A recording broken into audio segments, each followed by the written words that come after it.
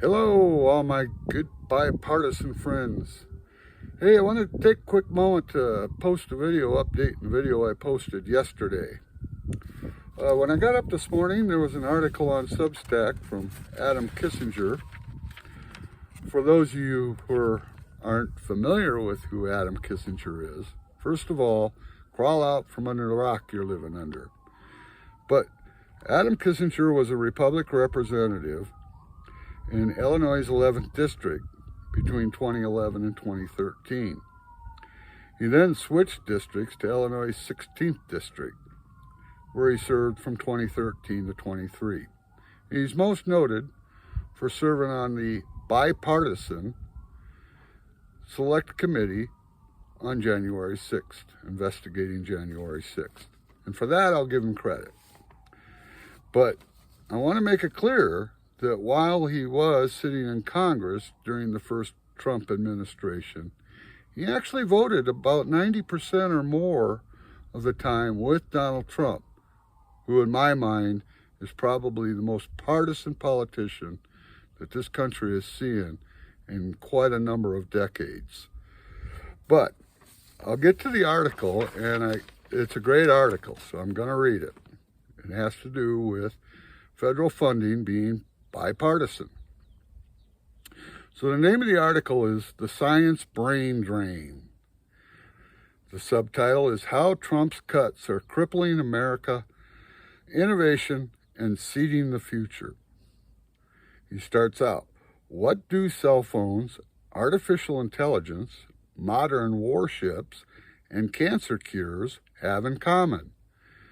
They all owe their development to federally funded science, an engine of progress that has profoundly shaped our daily lives, strengthened national defense, and secured global economic dominance.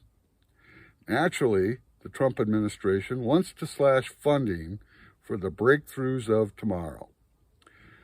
Government support for scientific research dates back at least to World War II, when the Pentagon invested millions in developing and refining technologies such as bomb fuses and radars.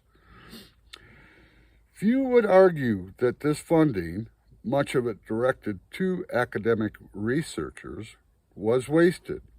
In fact, federal investment in basic science played a crucial role in the Allied victory. During the Cold War, public funding for research expanded dramatically, fueling technological advancements and medical discoveries, including life-saving treatments that have cured countless children of leukemia. Some of this work took place in government labs, while the rest was conducted at universities. Yet, Trump appears determined to dismantle both. Within the government, Trump and his fake pretend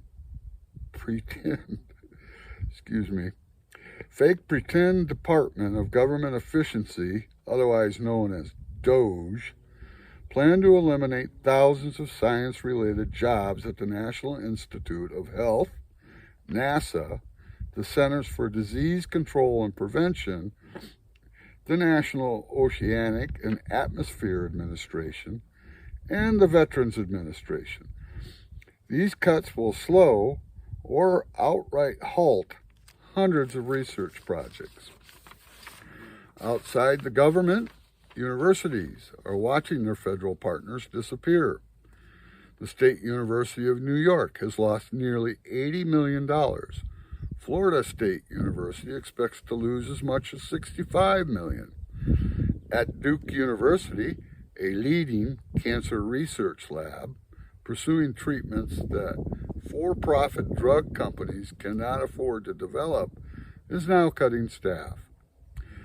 The most significant cuts to medical research are coming from the NIH, where hundreds of grants have already been suspended, including those related to the COVID-19 pandemic, and thousands of applications are on hold. Under pressure from DOGE, volunteer hatchet man Elon Musk is combing through the Institute's budget, aiming to slash billions. Politically, science makes an easy target. Much of it is complex, and researchers often struggle to articulate how their work benefits society.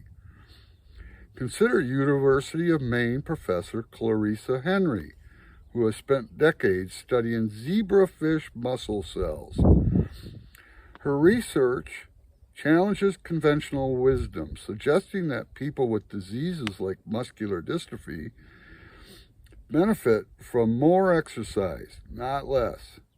Henry's small lab relies on modest NIH grants. Without them, she has no choice but to shut down.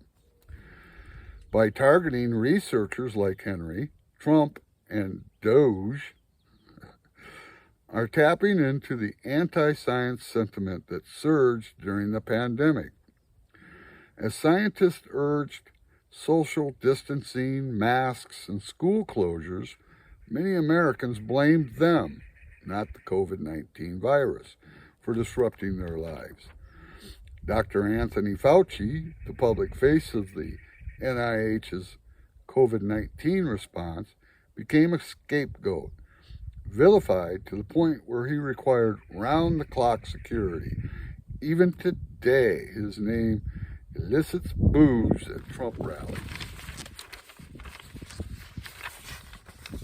Science, lacking a strong advocacy organization, has mustered only a handful of small, largely unnoticed protests. Meanwhile, a brain drain has already begun, as European labs lure American scientists with the promise of stable funding. This is the true long-term effect of the Doge attack. As funding is gutted, key personnel are dismissed, and labs are shuttered. The U.S. will save a relatively small amount of money, but the cost of ceding the future to other nature.